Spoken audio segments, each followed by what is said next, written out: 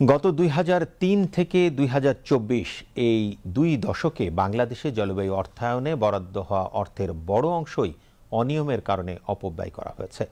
বাংলাদেশে জলবায়ু অর্থায়নে সুশাসনের চ্যালেঞ্জ ও উত্তরণের উপায় শীর্ষক গবেষণা প্রতিবেদনে একথা জানিয়েছে ট্রান্সপারেন্সি ইন্টারন্যাশনাল বাংলাদেশ টিআইবি। আজ রাজধানীর ধানমন্ডিতে টিআইবি কার্যালয়ে এ প্রতিবেদন প্রকাশ করা হয়। বিস্তারিত গোলাম মর্তুজার প্রতিবেদনে। বাংলাদেশে জলবায়ু অর্থায়নে সুশাসনের চ্যালেঞ্জ ও উত্তরণের উপায় এই শিরোনামে আজ একটি গবেষণা প্রতিবেদন প্রকাশ করে টিআইবি। ২০০৩ থেকে ২০২৪ সাল পর্যন্ত সময়ে বাস্তবায়িত ১২টি তহবিলের অধীনে ৯৪২টি প্রকল্পের তথ্য বিশ্লেষণ করা হয় এই গবেষণায়। গবেষণায় বলা হয়, বাংলাদেশের জলবায়ু অভিযোজন প্রকল্পগুলোতে স্বচ্ছতা, জবাবদিহিতা ও কার্যকর বাস্তবায়নে নানা সীমাবদ্ধতা রয়েছে। গবেষণা দলের সদস্য মোহাম্মদ মাহফুজুল হক বলেন, জলবায়ু পরিবর্তনের চ্যালেঞ্জ মোকাবেলায় স্বল্প, মধ্য ও দীর্ঘমেয়াদী প্রকল্প নিলেও সেগুলোর মধ্যে সমন্বয়ের ঘাটতি রয়েছে। পরিকল্পনা বাস্তবায়নে আন্তর্জাতিক জলবায়ু তহবিল এবং উন্নয়ন সহযোগী থেকে অর্থ সংগ্রহ ঘাটতিও বিদ্যমান রয়েছে। বিশেষ করে ডেল্টা প্ল্যান বাস্তবায়নে প্রতি বছর $2 বিলিয়ন জিসিএফ থেকে সংগ্রহের পরিকল্পনা থাকলেও 2018 থেকে 2024 সালের মধ্যে ডেল্টা বাস্তবায়ন সংশ্লিষ্ট প্রতিষ্ঠানসমূহ জিসিএফ থেকে এই পরিমাণ ডেল্টা প্ল্যান বাস্তবায়নের জন্য অর্থ সংগ্রহ করতে পারেনি। অভিযোজন পরিকল্পনা বাস্তবায়নের জন্য জলবায়ু তহবিল এবং উন্নয়ন সহযোগী থেকে বছরে $6 বিলিয়ন সংগ্রহের পরিকল্পনা থাকলেও অর্থ সংগ্রহে উল্লেখযোগ্য কোনো অগ্রগতি হয়নি। এছাড়া climate change and gender action plan বাস্তবায়নে ঘাটতি দেখা যায়। সেখানে পরিকল্পনায় জেন্ডার রেসপন্সিভ জলবায়ু অর্থায়নের চাহিদার পরিমাণ নির্ধারণ করা হয়নি। গবেষণা দলের আরেক সদস্য মোহাম্মদ শহীদুল ইসলাম বলেন, জলবায়ু অর্থায়নের সুশাসন নিশ্চিত করতে বিদ্যমান আইন সংশোধন এবং নীতি হালনাগাদ করা জরুরি।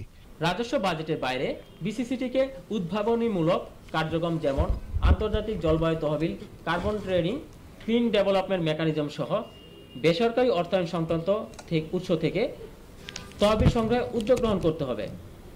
থিম ভিত্তিক, বিপদাপন্নতা ও ঝুঁকির ভৌগোলিক বিন্যাস ভিত্তিক, বাস্তবায়নকারী প্রতিষ্ঠান ভিত্তিক অগ্রাধিকার নির্ধারণ করে বিসিসিটির প্রকল্প বাস্তবায়নে একটি সমন্বিত পথনকশা প্রস্তুত করতে হবে।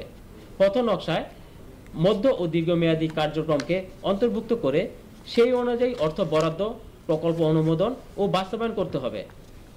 বিসিসিটির আওতায় স্বল্পমেয়াদী এবং টাকার অঙ্কে ক্ষুদ্র প্রকল্প বাস্তবায়ন পরিহার করতে হবে। গবেষণায় বলা হয়, বিগত 2 দশকে বাংলাদেশে জলবায়ু অর্থায়নে বরাদ্দ হওয়া অর্থের বড় অংশই অনিয়মের কারণে ক্ষতিগ্রস্ত হয়েছে। টিআইবি নির্বাহী পরিচালক ডক্টর ইফতেখারুজ্জামান বলেন, এই সময়ের মধ্যে $458 মিলিয়ন 54% অর্থ দুর্নীতির কারণে হারিয়ে গেছে। তহবিলের 15%-এর বেশি অর্থ বর্তমানে একটি জালিয়াতি করা ব্যাংকে আটকে আছে বলেও দাবি করেন তিনি। এটা আগের সরকার করে নাই, কারণ তাদের মধ্যে একটা ভেস্টেড ইন্টারেস্ট ছিল। যে আপনারা দেখবেন যে যারা এই বিষয়গুলো পর্যবেক্ষণ করেন, অনুসরণ করেন, এই যে ট্রাস্ট ফান্ডের যে ট্রাস্টি বোর্ড, তার মধ্যে বাংলাদেশের রাষ্ট্র ব্যবস্থার সবচেয়ে গুরুত্বপূর্ণ মন্ত্রীদের সমন্বয়ে ট্রাস্টি বোর্ড, 10টি গুরুত্বপূর্ণ মন্ত্রী, মন্ত্রণালয়ের মন্ত্রী বা প্রতিমন্ত্রী বা উপমন্ত্রী সেটির ট্রাস্টি বোর্ডের সদস্য। তার সাথে আরও অন্তত 5টি অত্যন্ত পাওয়ারফুল মন্ত্রণালয়ের সচিব বা বাংলাদেশ ব্যাংকের গভর্নর সহ এই প্রতিষ্ঠানের ট্রাস্টি বোর্ড। অথচ এই প্রতিষ্ঠানের অর্থ সুরক্ষা করতে পারেনি সরকার এত বছর যাবৎ। এই প্রতিবেদনের উদ্দেশ্য কিন্তু এটা কোনোভাবেই হওয়া উচিত নয় যে যেহেতু জলবায়ু অর্থায়নে বিশাল ধরনের অনিয়ম দুর্নীতি হয়েছে, সুশাসনের ঘাটতি হয়েছে, সেই কারণে জলবায়ু অর্থায়নের যে প্রণোদনা, যে উদ্দেশ্য, সেটাকে কোনোভাবেই অবমূল্যায়ন করার সুযোগ নেই। বরং এটার কারণে আরও বেশি মূল্য দিতে হবে, আরও বেশি গুরুত্ব দিতে হবে এবং সেটার উপর ভিত্তি করে এই খাতে বরাদ্দ আরও বাড়াতে হবে আমি মনে করি। বাংলাদেশে জলবায়ু অভিযোজন প্রকল্পগুলোকে কার্যকরভাবে বাস্তবায়নে স্বচ্ছতা, জবাবদিহিতা এবং দীর্ঘমেয়াদী পরিকল্পনার উপর গুরুত্ব দিতে হবে, এমনটাই সুপারিশ করেছে টিআইবি। গোলাম মর্তুজা, বিটিভি নিউজ, ঢাকা।